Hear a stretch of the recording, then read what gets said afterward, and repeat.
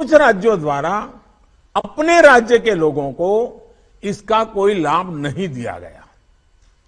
इस वजह से पेट्रोल डीजल की कीमतें इन राज्यों में अब भी दूसरों के मुकाबले कहीं ज्यादा है। पेट्रोल डीजल की कीमतों का एक विषय हम सबके सामने है। देशवासियों पर पेट्रोल डीजल की बढ़ती कीमत का बोझ कम करने के लिए केंद्र सरकार ने एक्साइज ड्यूटी में कमी की थी। पिछले नवंबर महीने में कम की थी।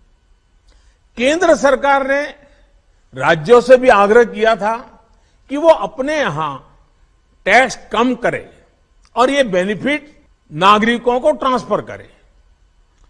इसके बाद कुछ राज्यों ने तो भारत सरकार की इस भावना के अनुरूप यहां टैक्स कम कर दिया, लेकिन कुछ राज्यों द्वारा अपने राज्य के लोगों को इसका कोई लाभ नहीं दिया गया।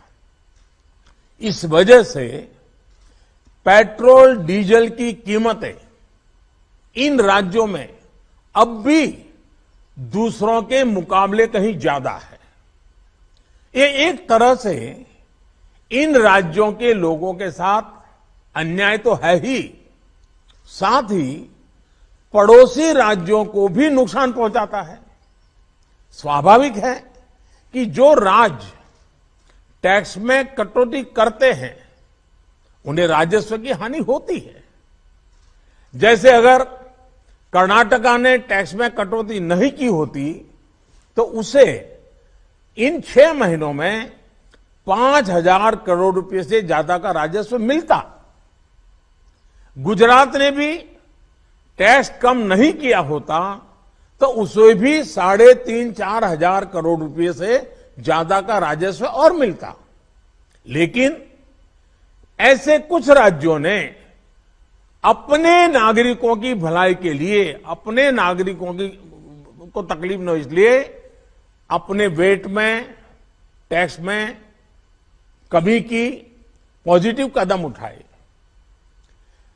वहीं गुजरात और कर्नाटक के पड़ोसी राज्यों ने टैक्स में कमी न करके इन 6 महीनों में 3,500 करोड़ रुपए से लेकर के 5,500 हजार करोड़ रुपए तक अतिरिक्त राजस्व कमा लिया। जैसा हम जानते हैं कि पिछले साल नवंबर महीने में वैट कम करने की बात की थी, सबको मैंने प्रार्थना की थी, लेकिन कई राज्य, मैं यहां किसी की आलोचना नहीं कर रहा हूं, मैं सिर्फ आपसे प्रार्थना कर रहा हूं, आपके राज्य के नागरिकों की भलाई के लिए प्रार्थना कर रहा हूं। अब जैसे उस समय 6 महीने पहले कुछ राज्यों ने बात को माना, कुछ राज्यों ने नहीं माना। अब कई राज्य जैसे महाराष्ट्र, पश्चिम बंगाल, तेलंगाना, आंध्र प्रदेश, तमिलनाडु, केरला, झारखंड, किसी न किसी कारण से उन्होंने इस बात को नहीं माना और उनके राज्य को, नागरिकों को बोझ कंटिन्यू